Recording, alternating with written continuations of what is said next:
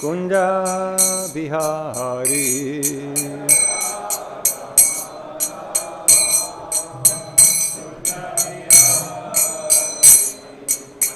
Gopi Jana Vallabha Girivaradhari.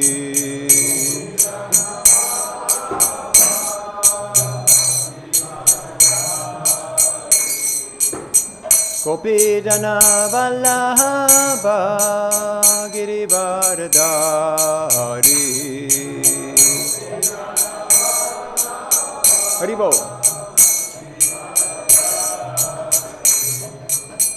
Yasodhanandana Brajajanaranjana.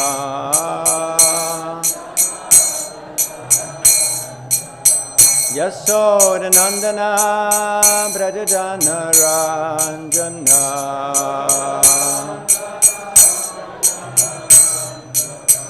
Yamuna Tira Vanachari.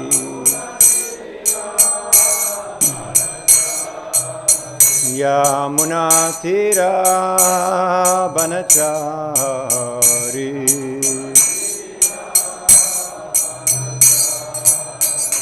Jayo Radhamadhava Kunja Bihari.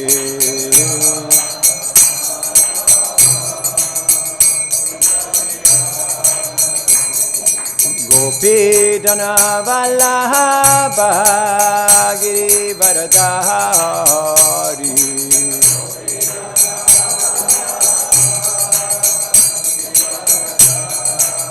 Yasodhanandana Brajajanaranjana.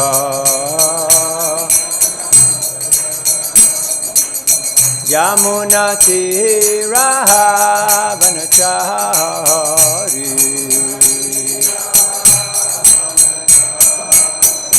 Jayo Radhamadhava Kunja Bihari.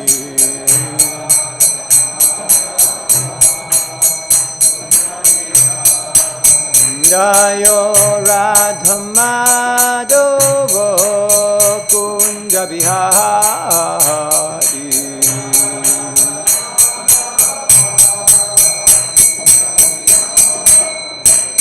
Hare Krishna, Hare Krishna, Krishna Krishna, Hare Hare, Hare Rama, Hare Rama, Rama Rama, Hare Hare.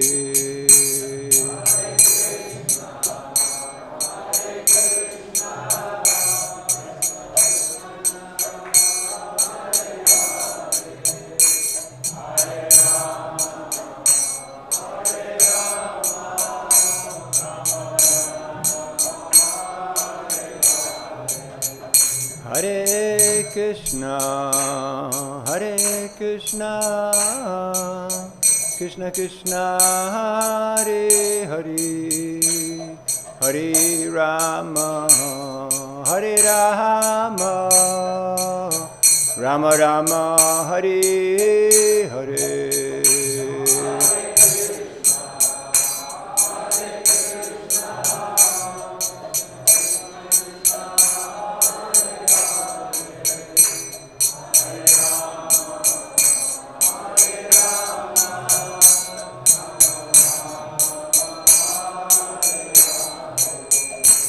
Hare Krishna, Hare Krishna, Krishna Krishna, Hare Hare, Hare Rama, Hare Rama, Rama Rama, Hare Hare.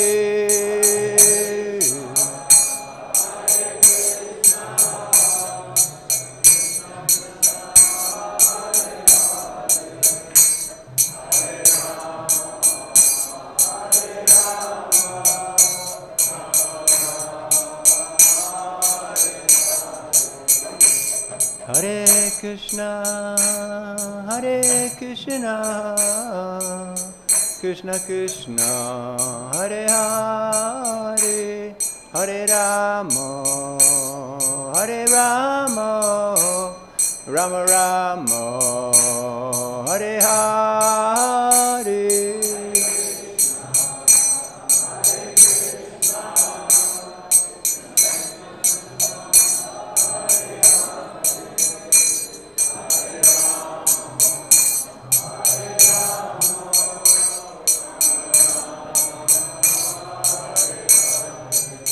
Jayo Prabhupada, Prabhupada, Prabhupada, Srila Prabhupada.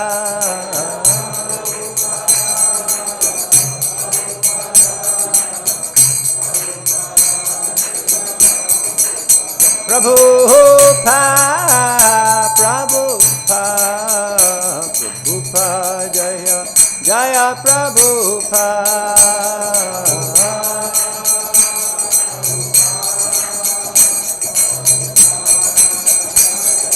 Nitai Gaura Hari Bol, Hari Bol, Hari Bol, Nitai Gaura Hari Bol.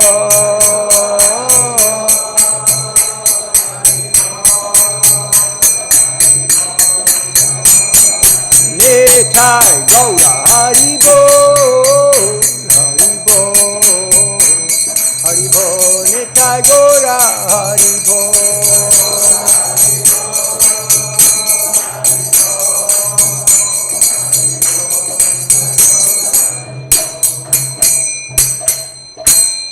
Shri Harinam Sankirtan ke, Srila Prabhupada ke, Nitai Gaur Premanandi.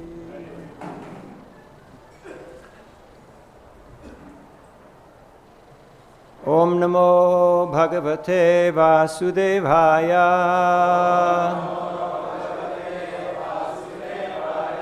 Om Namo Bhagavate Vasudevaya.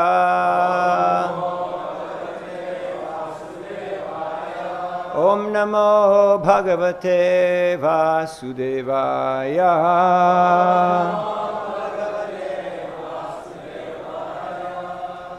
Today we're reading from Srimad Bhagavatam, 3rd canto, 21st chapter, text number 40, Conversations between Manu and Kardama. Puṇya-druma-latā-jālaiḥ, puṇya-druma-latā-jālaiḥ, kūjat-puṇya-mṛga-dvijaiḥ, kūjat-puṇya-mṛga-dvijaiḥ, sarvartu-phala-puṣpāḍhyaṁ, sarvartu-phala-puṣpāḍhyaṁ, vana-rāji-śriyānvitam, vana-rāji-śriyānvitam, puṇya-druma-latā-jālaiḥ, kūjat-puṇya-mṛga-dvijaiḥ, sarvartu-phala-puṣpāḍhyaṁ, vana-rāji-śriyānvitam.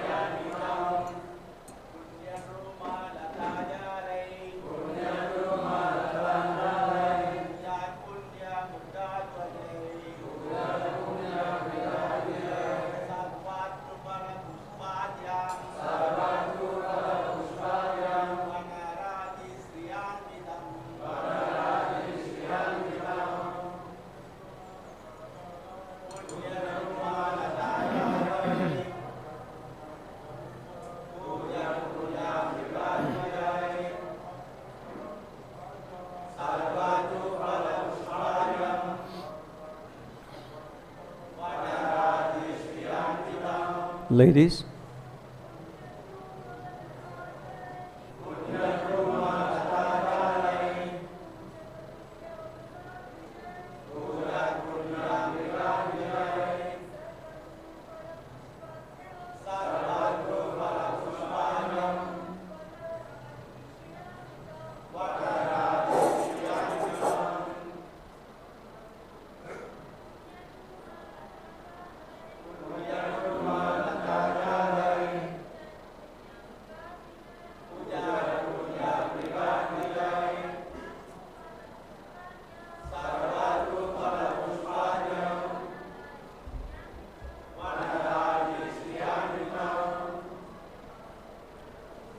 Una más.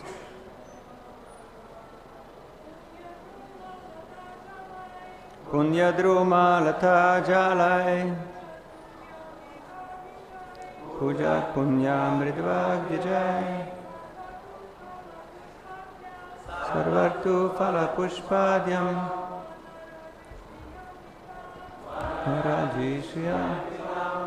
Puṇya, pious. Druma, of trees. Lata, of creepers. Jālaiḥ, with clusters. Kūjat, uttering cries. Puṇya, pious.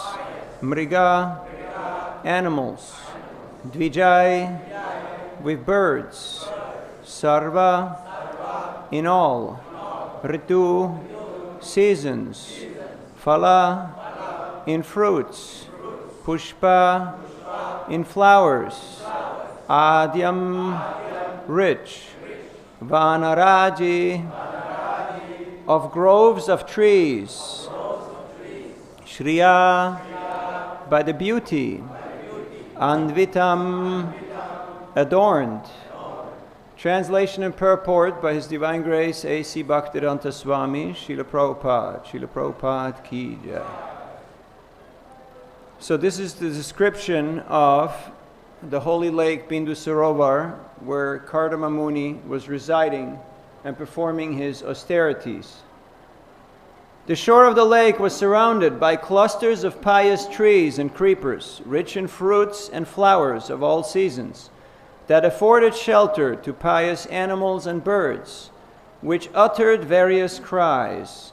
It was adorned by the beauty of groves of forest trees. Purport.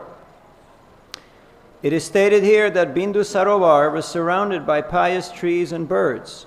As there are different classes of men in human society, some pious and virtuous, and some impious and sinful, so also among trees and birds there are the pious and the impious. Trees which do not bear nice fruit or flowers are considered impious, and birds which are very nasty, such as crows, are considered impious. In the land surrounding Bindu Sarovar, there was not a single impious bird or tree. Every tree bore fruits and flowers, and every bird sang the glories of the Lord. Hare Krishna, Krishna Krishna, Hare Hare, Hare Rama, Rama Rama, Hare Hare. Om Ajnana-timirandasya Gyananjana Shalakaya Chakshurunmilitam Jena Tasmai Sri Gurave Namaha. Sri Chaitanya Manobhishtam Stapitam Yena Bhutale Swayam Rupa Kadamhayam Dadhati Swapadantikam. Jayasi Krishna Chaitanya Prabhu Nityananda Shri Advaita Gadadhar Shivasari Gaur Bhakta Vrinda. Hare Krishna, Krishna Krishna, Hare Hare, Hare Rama, Rama Rama, Hare Hare. Mukam karoti vachalam pangum langayate girim yat kripadamaham vande Sri Guru Dinataranam Paramananda Madhavam Sri Chaitanya Ishwaram Vanchakalpatarubhyascha Kripasindubhyevacha Patitanam Pavanebhyo Vaishnavebhyo Namo Namaha. Again the verse.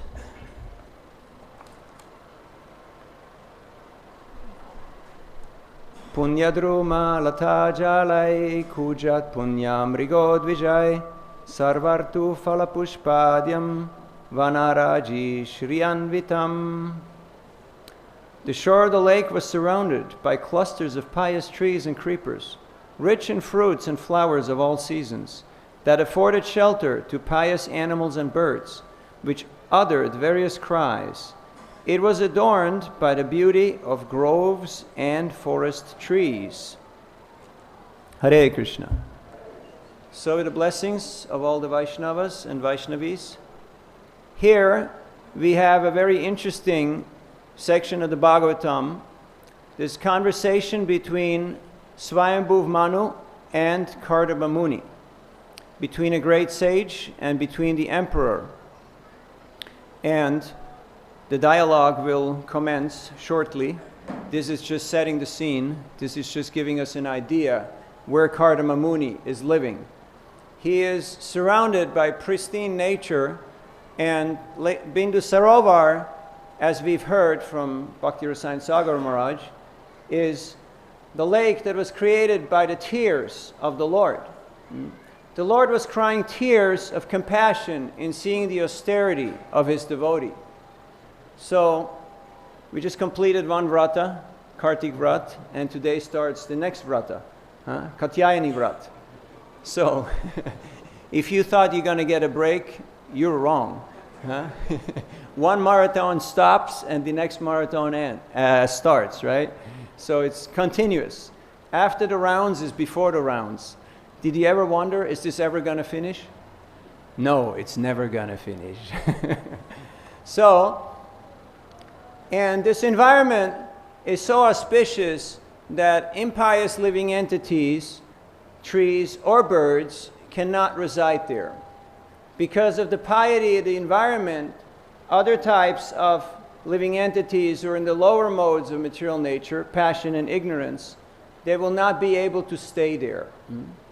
Yet, pious birds and trees, which means animals that are in the mode of goodness, they are seeking for the essence. Saragrahi means like the Paramahamsas. Hamsa means swan, and Paramahamsa is the supreme of all the swans. Which is the verse that comes to mind? Bhakti Vaibhava, Paramahamsa.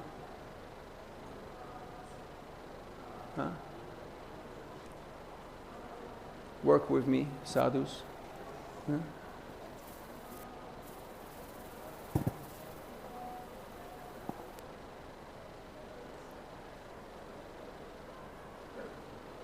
One, 5, 10. So, there are various verses that describe Paramahamsa. Srila Prabhupada summed it up very succinctly that this is the swan that can extract the essence from a mixture of water and milk and leave the water and extract the milk. Or, in plain English, discard what is external, what is unnecessary, and only accept the essence, which is the substance, which is Krishna consciousness, the spiritual element. Now you may wonder, the mind may wonder, how can you extract that from a mixture of water and milk? How can you extract the milk? Does your mind ever wonder like that? Any engineers here? Think like, how is this possible, right? How can this happen? It's two liquids, they're mixed. And what happens when you mix something with water? It increases the volume, right, of that, because that's a blessing, right, that the water got. So then how do you extract the essence? How is that possible for a swan to do? But if you look it up, the swan in his beak has got a coagulant. You know what a coagulant is? A coagulant. Like if you have a cut and your blood flows, there has to be a coagulant. If you don't have a coagulant, you got a problem, because it just runs and you can actually die. So the coagulant makes the milk curdle. It makes it curdle, it makes it thick, and thus it can extract the essence and discard.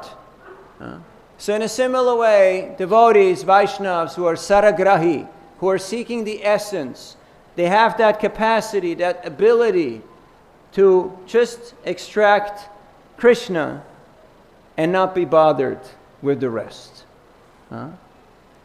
One time in a class, Srila Prabhupada was looking around after the class, and he was looking at the audience, and he was saying, looking at the devotees, some of you might be Paramahamsas. And the devotees were very happy to hear that. But then the question is, well, who, right? Who of us will be the Paramahamsas? And he said, and for the rest of all of you, you're just lucky ducks.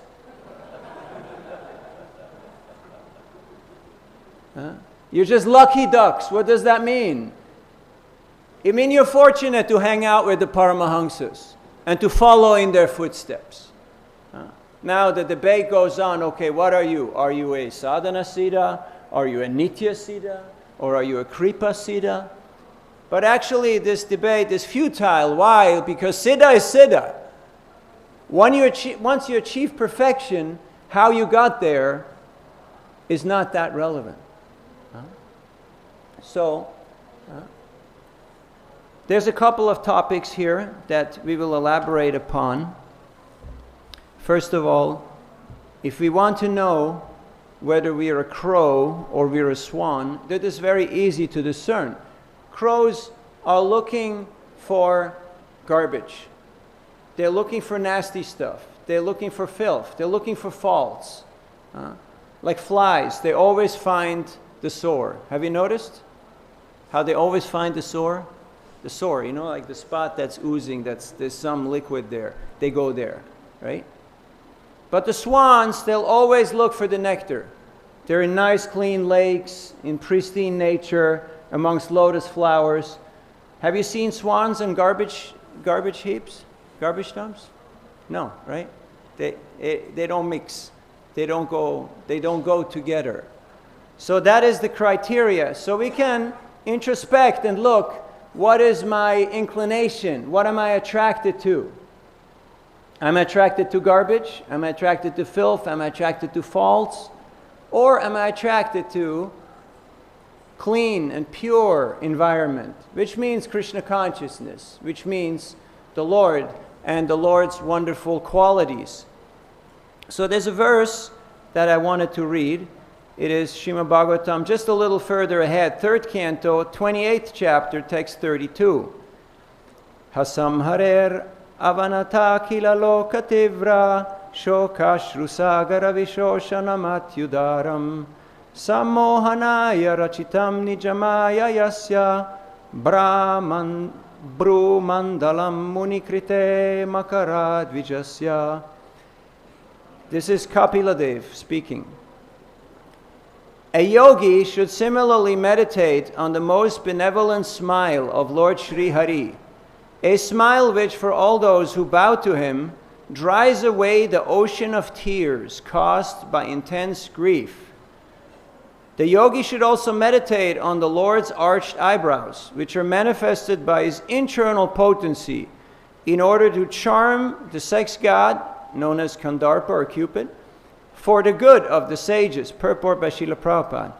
The entire universe is full of miseries, and therefore the inhabitants of this material universe are always shedding tears out of intense grief. There is a great ocean of water made from such tears, but for one who surrenders unto the Supreme Personality of Godhead, the ocean of tears is at once dried up. One need only see the charming smile of the Supreme Lord. In other words, the bereavement of material existence immediately subsides when one sees the charming smile of the Lord. Purport continues. We'd like to hear Vishwanath Chakravarti Thakur's comment on this verse. Vishwanath Chakravarti Thakur says, one should meditate on the Lord's generous smile, which completely dries up the intense ocean of tears of grief caused by separation in all the devotees. Avanata akila loka, with dasya, sakya, or other bhavas. The generous smile lifts the devotees from the ocean of grief and drowns them in the ocean of bliss. Would you like to transition from the ocean of grief to the ocean of bliss? Sounds like a good proposal, right? Have you had experience of the ocean of grief? Yes? Anyone ever had the blues? Yeah? Feeling a little blue? Huh? Lamentation? So, the Acharyas say that any living entity in this world has already cried an ocean of tears. How many tears in an ocean? Plenty. Yet that ocean will dry up just by one smile of Krishna. That's pretty amazing, isn't it?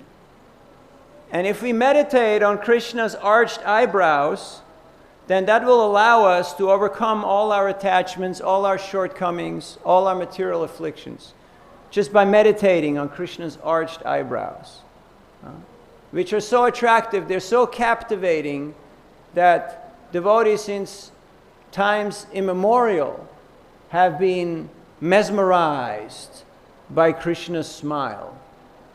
And Krishna steals the mind of the devotees. So,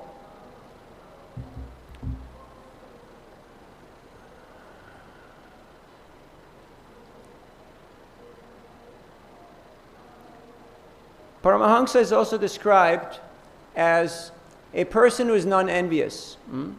Bhoktaram yagatapasam sarvaloka maheshwaram suridham sarvabhutanam gyatva mam shanti richati.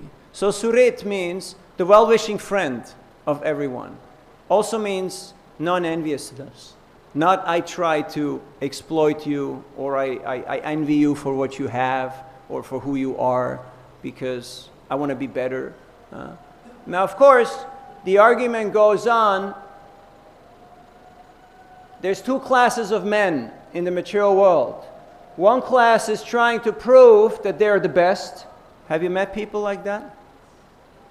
No? You have. And then the other class of people, they know that they're the best. Now you tell me, who is more in Maya? Who is more in illusion? Wet stool, dry stool. It's all the same. They're both in Maya. They're both conditioned. Whereas a devotee has a different mentality. When a devotee sees someone who has good qualities, he has great appreciation. Yesterday we had a gathering of Srila Prabhupada's disciples in our backyard, and it was amazing to hear how much appreciation, how much gratitude, how much affection they have for Srila Prabhupada and for the process of Krishna consciousness. I was literally stunned. And we heard accounts of persons who met Prabhupada once, twice, maybe 3 times. Some of them just a handful of times. Yet they have dedicated their life, their existence, to Srila Prabhupada and Srila Prabhupada's mission. So much so that they lived in foreign lands, they took up occupations that they were not trained in, they went on missions that they were not capable of carrying out, simply in having that gratitude and feeling indebted to Srila Prabhupada. Right now, some of us are doing courses here, and we should ask ourselves, why am I doing my course? What is my motivation? To get a diploma, to get a passing mark, or to achieve what? But oftentimes, we're lacking appreciation because we're so familiar with the topic and we're so familiar with the environment that we lack context. And only when we miss something do we truly value it. A few days ago, I participated in the Sangha in Niranjan Maharaj's roof, and he was chanting Damodarastakam. And afterwards, I turned around, and my beads were gone. I had placed my beads behind me, and after the kirtan, the beads were gone. Now, there's my initiation beads, there's my keys, there's money in there. Okay, you think, worst case scenario, right? What if it's gone? Keys are replaceable, money is replaceable, but initiation beads? So I got frantic. Okay, where are they? Who took it? Who took it? Did you take it? Did you take them? Did you take them? Who take it? And I was looking frantically for my japa beads. And you realize they're gone. So what happens after some time? You give up. And then somebody called in and said, yeah, my kid took the beads. They're at home in Gornagar, and you can come and pick him up. So I went there, and I got my beads back. And what's the lesson of the story? Don't take it for granted. Don't take it for granted. Our appreciation can be gone any moment. Any moment. We can get covered over by Maya. Daivihi esha gunamai, mama maya duratyaya, mameva ye prapadyante, maya metang tarantite. Easily we can lose our appreciation, and all of a sudden we think, you know, I chanted rounds before. I read books before. I just came from Vrindavan, and we had a wonderful time there. And it was very blissful to engage in parikram and to hear katha and to associate with the sadhus. And we also had the good fortune to engage in sankirtan. We're distributing some books. And it's really purifying. Have you ever tried to sell something to devotees? Yeah? All the time, right? Is it easy? In one way, yeah, and in another way, no, right? So it's very purifying. So devotees tell you, I have so many books that I have not read. Why should I get another book? Have you heard that one before? People also, they tell you, right? I got so many books, I have no time, I can't do this all. And I tell them that I'm reading Prabhupada's books every year. The whole. You can read all of Prabhupada's books once a year if you just keep going. If you just fill in all the gaps and you don't miss a beat. It may take you 2 years, it may take you 4 years, but it's possible. And this book will help you to get into that mindset. So we ask people, so what is your greatest distraction? Is it your mind? Is it your phone? Or is it the fear not to achieve Krishna prema? Where are you? Bhava or prema? Anyone for bhava here? Anyone for prema here? What about anartha nivritti? What about sadhu sangha? That's not bad, isn't it? So, when we have appreciation, then that object of appreciation, it increases, it appreciates in its wonder, in its splendor. So today is the beginning of Katyayani Vrat, where the unmarried gopis, they perform this month-long austerity of getting up very early, going to the river, Jamuna, and bathing in the cold water. It's already beginning of the winter season. And then the only thing that they eat is havishyana. Have you had havishyana? It's just rice and dal. No turmeric, no spices, no salt. That's the only thing they eat for 1 month. And they offer worship to Katyayani, who is Yogamaya, Krishna's internal potency, whereas ordinary people consider her an expansion of Durga, of Kali. But for what purpose are they doing that? To obtain Krishna, to get Krishna, to gain Krishna as their husband. At the end of the month, while they're doing, on the last day, while they're doing this vrat and they're in the water, Krishna shows up. And he steals the clothes of the gopis and he goes up on a tree. And they're in the water and it's cold. And they say, give us our clothes back, or else we'll complain to Nanda Baba, or we'll complain to Kamsa. And Krishna says, my father is old, you know, and Kamsa, he's in Mathura, he's far away, so don't worry about them.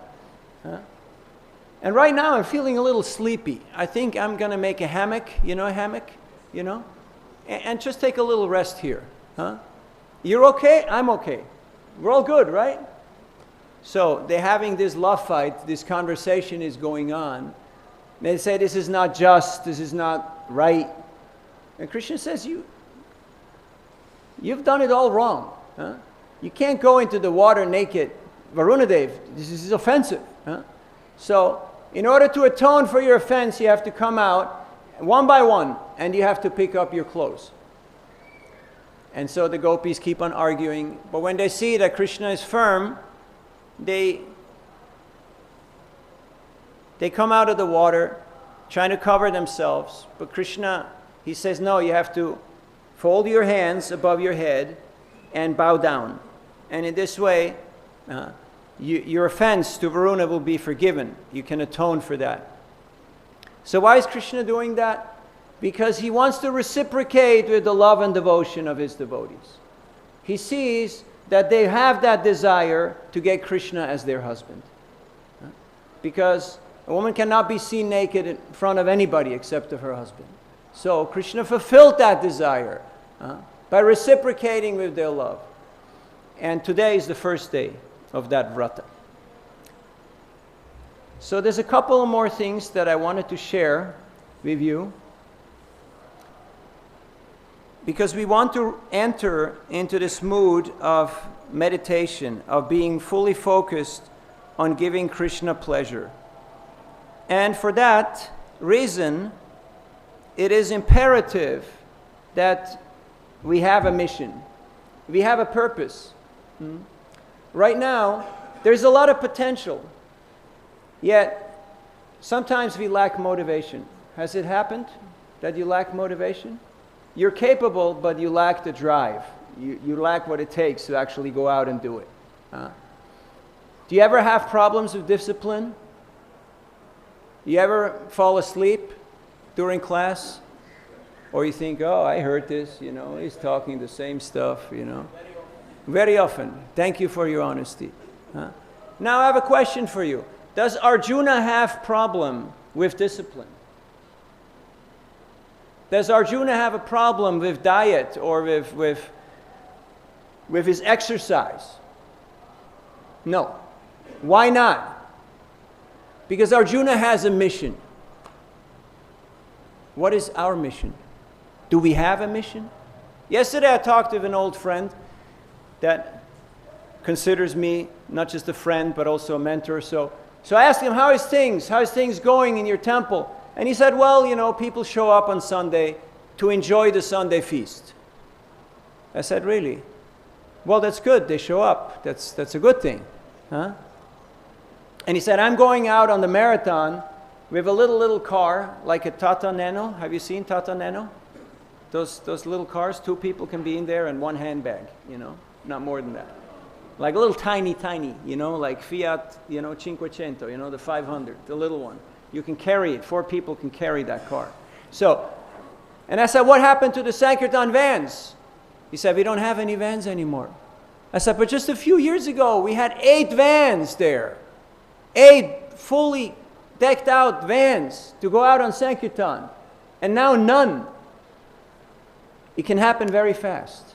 If we lose focus, if we lose appreciation, if there's no clear guidance, then all of a sudden, it seems like we have to start again from scratch. Yesterday we heard wonderful accounts. Kripanidhi Prabhu, who is in charge of the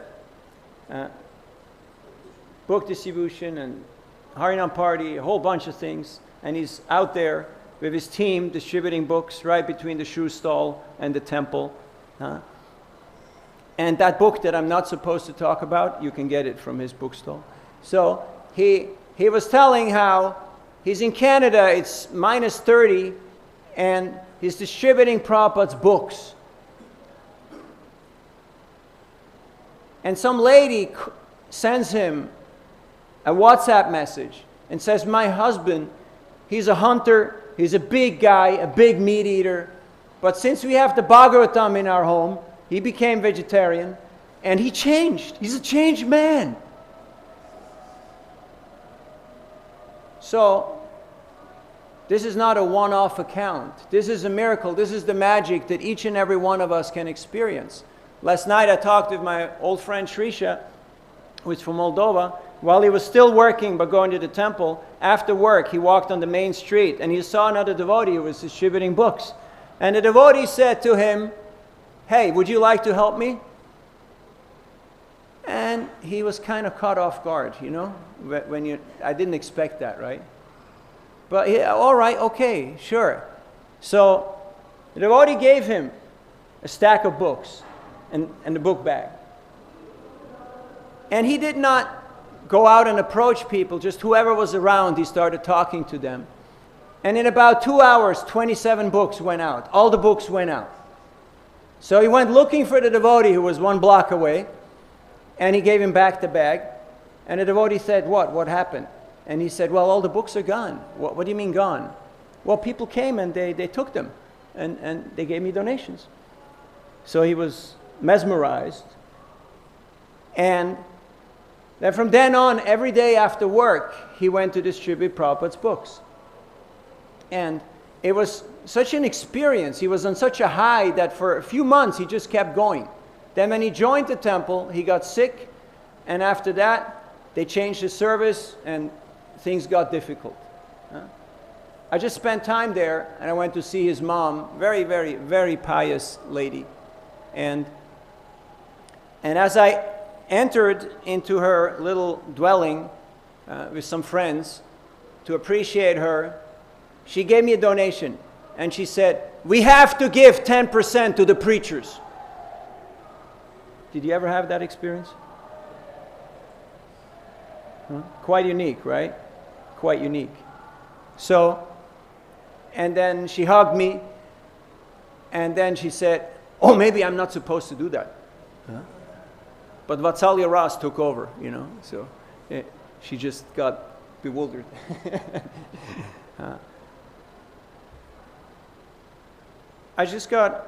I'm going to open up for questions in a couple of minutes. I just got this message. We were in Vrindavan and Krishna somehow allowed us to distribute 1,000 of those books that I'm not supposed to talk about in class. And the last one went to Shyam Govinda from Bologna. And he sent me the picture. He said, "I got fortunate today. I got the last copy." Don't worry, there's a few more books here in Mayapur. So he writes to me, "This morning I got this. Hare Krishna, dear Prabhu. Your book is being deeply inspiring to me, giving me so much insight and happiness, making me want to go out on books every moment. Halfway through the reading now," all with exclamation marks. But I don't want to yell at you because some, you know, they're in a deep ecstasy because the Lord gives it to his own kind in their sleep, you know. So, "I feel so fortunate I got my copy. Hope to see you soon. What's most amazing is that I got my copy now just after I was suggested to start a book distribution party in Bologna. I seek your blessings so that I can succeed." I was just fortunate to be able to visit the devotees in Ukraine. Bhakta Artem from Odessa picked me up in Dnipropetrovsk and we took the night train to Odessa. This is southern Ukraine. And while we were waiting at the train station, it was almost 10 o'clock at night, there's different groups of soldiers there. And one group, they came up to us and they just started giving us money. Bhakta Artem was in a Dodi, so they just gave him money. And we gave him prasadam, and we gave him books, and they were asking for blessings and for protection. So,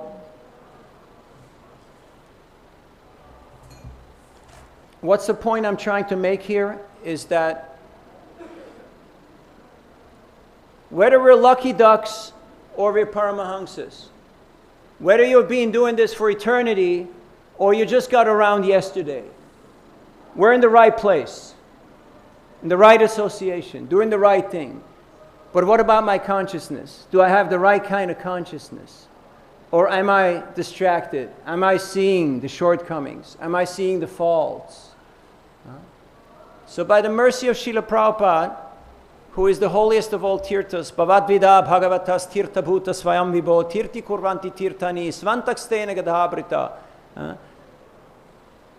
Vidura was addressed by Yudhisthira that saints like you are verily holy places personified, because whoever comes in touch with you becomes changed, becomes pure, punya.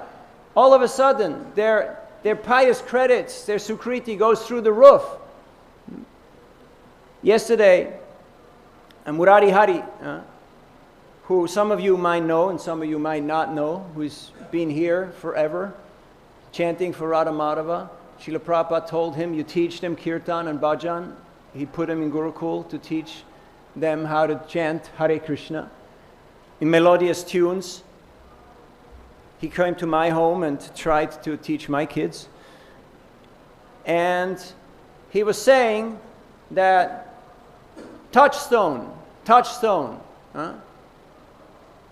you have a magnet and you put a needle on the magnet. After a while, the needle becomes the new magnet. But not for so long, right? But Prabhupada, he transformed other people.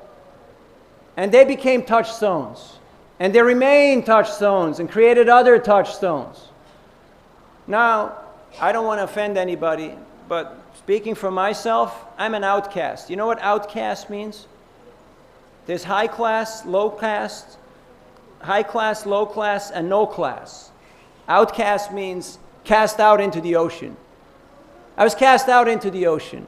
Om agyana timirandasya, jnananjana shalakaya, chakshurun militam yena, tasmai sri gurave namaha. But by Prabhupada's mercy, outcasts have started to broadcast the holy name. Hare Krishna, Krishna Krishna, Hare Hare, Hare Rama, Rama Rama, Hare Hare. And this will transform. This will transform the world. One time we were up in Rishikesh. One beggar was watching us doing Harinam Sankirtan. And after a while, he decided being a beggar is no fun, and he joined the kirtan. And he started dancing and chanting quite exuberantly. And after some time more, he reached into his pocket and he pulled out a lot of money. And he waved it around and he started putting money in the pockets of all the devotees. And he's showing to everybody, I'm not a beggar. I'm a generous person. So this is what Harinam Sankirtan does. This is what Srila Prabhupada's movement does. Thank you for taking part in this wonderful mission, this wonderful opportunity. You're doing the right thing. You're investing in your foundation. And you're having time to think and make plans. How will I communicate this message? How will I share this with others? Nigamakalpataror galitam phalam, shukamukad-dravya-samyutam, pibata bhagavatam rasamalayam, muhur-muho, bhuvi-bhavuka. Shuka, when we hear parrot, we think, oh yeah, he's able to say the same thing. No, in the purport, Prabhupada says no. He has taste, and taste means realization. And that means he can communicate the subject to any audience because of his taste and his realization. So we're not here for memorization. When the Gurukul boys recited shlokas, Prabhupada asked them, so what does it mean? And the teacher said, they don't know what it means. So he said, that's not good. That's just like, parrot-like repetition, but not with realization. So people want to know, what's your realization? Why are you doing this? What keeps you going? What's your inspiration? So we have somehow, by good fortune, we have struck gold. Let's stick with it and be part of this wonderful opportunity to share this highest gift of Krishna Katha, of Krishna Seva, and of Krishna Prema with one and all. Starting with the most difficult customer, which is yourself truly. To convince the world is easy, but to convince yourself, have you noticed how hard it is sometimes to convince yourself? But when you find some sadhus, you find some paramahamsas, you just align yourself with them. You just got to get your ducks in line. You align yourself. And initially, yes, you just waddle along. And it's a little mechanical. It's a little artificial. There is some peer pressure, some social pressure. Okay, you got to show up for the class. You got to show up for the exam. And you go like, oh, for what? Why? It's boring. Huh? But after a while it grows on you, and all of a sudden people come up to you and they say, hey, what you got? You're a changed person. I don't know you anymore. What happened? Tell me. And then instead of giving them your social media, you give them one of Prabhupada's books. And you say, that's what happened. This is the coagulant. This is the coagulant. This is the agent that actually extracts the essence from everything and discards the rest. Krishna is the essence. Service to Krishna is the essence. Sadhu Sangha, association with devotees, is the essence. And the other stuff, don't worry about it. It comes and goes. Questions, comments, or reflections?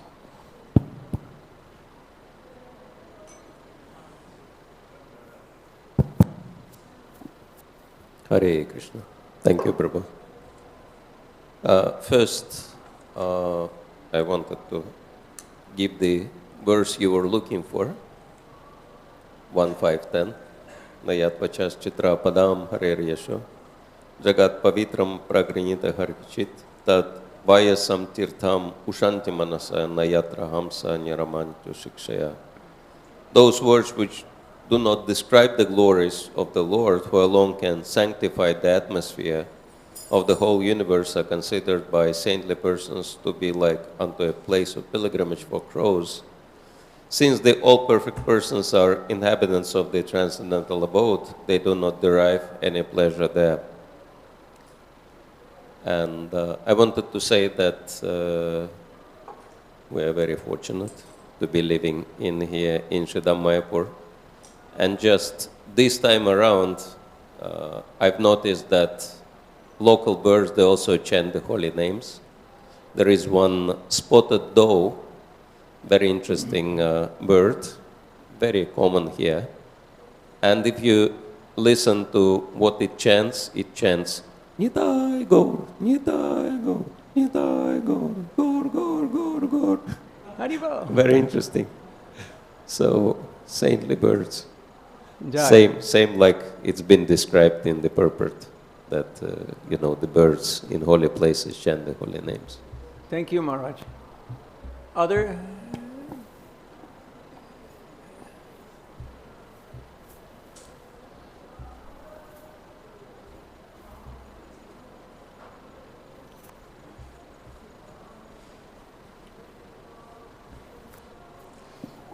Thank you for the nice class, Prabhu. I just want to share, for those who are visiting in Mayapur, from 7 to 9 a.m., the Jiv Jago Sankirtan group are doing Harinam Sankirtan here. And it's a very nice experience, though most of the pilgrims are not speaking English, and it's a challenge. But then also one of the challenge is that they don't read the books, but they like to sing the Hare Krishna mantra. And then sometimes you don't even think that they would buy the book. Even they don't know how to read, they buy the book. And sometimes it's amazing experience that you don't discuss the philosophy. One of the book distributors, Mataji, she said, take and look. Because I wanted to know what did she say to the people. She said, take and look, and they take the book. I just want to share that experience. So please come 7 to 9 a.m. in front of Govindas. You can sing, you can distribute books of Srila Prabhupada. Thank you.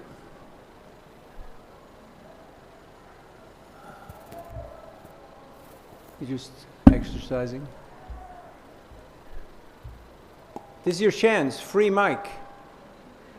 Normally we have so many enthusiasts, right?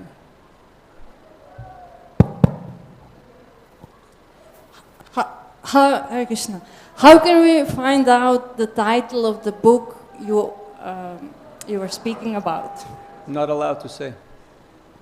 That's why I'm asking, how can we find out? Well, where there's a will, there's a way. There's rules, we have to follow the rules. Other points?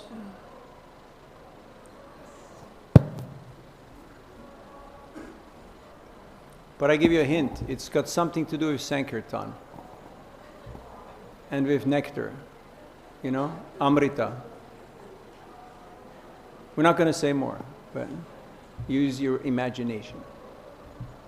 Wanted to ask a question about the book distribution. Kripanidhi has it on his table. I don't think it's on the other tables. So, and you can also get it at Vaishnava Academy, or you can get it online. You know, Flipkart, Meesho, Amazon, your local BBT representative, your temple president, your GBC, you know, or Shrisha, Vaishnava Academy, or bbtmedia.com, which has actually quite a wealth of books online. Yes. So when we distribute the books, quite a few books are already out there and they're Yes. continuously being distributed, which is amazing. But from my experience, at least also, but we also see that the books get out there, but how about the cultivation of the people afterwards? You plant many seeds, but also to cultivate the seeds, to make them grow. Thank you for bringing that up. It's like a farmer. If a farmer only plants seeds, but he doesn't cultivate and harvest, then he's kind of stupid and poor, right? Of course, we say the stupid farmer has the biggest potatoes. I don't know, is that a Danish saying, or where does it come from? Possible. Maybe because he has faith in nature, so he doesn't interfere, you know, he just lets nature do its thing. So it's nice to plant seeds, but it's also good to cultivate and then to bring in the harvest. Right now, as you rightly pointed out, ISKCON is doing a lot of outreach and we're broadcasting the message of Lord Chaitanya. But when it comes to cultivation and to actually engaging those people in seva, we're nowhere near the front third, you know. We're way behind. So we need a little help in those. That doesn't mean we have to stop broadcasting, but it means we should add the other element of cultivation and of preservation so that we don't feel like we're just, you know, keep on selling stuff for what? Just to move product? And as she was rightly pointing out, oftentimes the person who buys the book is not the person who reads the book. We did Nagar Sankirtan in Pushkar at the Camel Fair. One lady got a book, Easy Journey to Other Planets. She runs a little bed and breakfast. Some German pot smoker was there, and he got the book, and now he's a devotee in England. He didn't buy a book. Someone else bought the book. So the seeds are powerful. They're potent. They will do their work. But then when they come into fruition, like now is planting season. Have you noticed? Anyone of you gardening? Now is time to put the seedlings in the ground. And it's a crucial time, because if you're not there to protect those seedlings, it's like an infant, a newborn, you know, you have to really give it utmost attention. Otherwise, anything can go wrong. So, we should all take time out to actually invest into not just newcomers, but also in maintaining devotees' faith, in encouraging them, appreciating them, and taking care of them. And in this way, we'll actually have a culture of Sankirtan. Just like you can see in Chaitanya Charitamrita, which is our textbook, that, and this is my last point, everybody is engaging in Sankirtan. Everybody. Whether you're a king or you're a beggar, whether you're a housewife, or they're all going to see Chaitanya Mahaprabhu in Puri and participate in the Gundicha Marjana and the Ratha Yatra. And when they were on the road, Shivananda Sena, who is taking this group of 200 devotees to Puri by foot, weeks of walking. Have you ever traveled in groups? It's one of the hellish planets. It's called group travel. 200 people. He took care of all their accommodation, of all their prasad, of all the toll fees. He managed it all by himself. And at one point, a little scruffy dog, you know, street dog, not German Shepherd, not poodle, not greyhound, but little dog, just thought, hey, these are nice people. These are my people. I'm going to go with them. And he just decided to join them. And Shivananda Sena, being the kind-hearted Paramahansa Vaishnav that he is, he said, come right along. One boatman said, no dogs allowed. And Shivananda Sena said, no, he's one of us. He said, no, you have to pay 10 times what you pay for a human. He paid. He's part of our group. He made sure he got his rice, he got his prasad. One day, the servant forgot.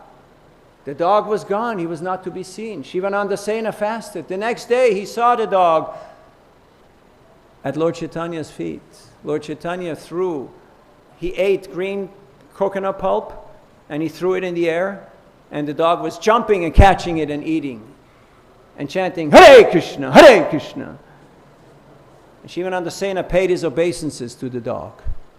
The next day the dog was gone, back home, back to Godhead. Grantaraj Srimad Bhagavatam ke, Shri Harinam Sankirtan ke, Srila Prabhupada ke, Nitai Gaur Premanande, Vanchakalpatarubhyascha, Kripa Sindhubhyeva cha, Patitanam Pavanebhyo.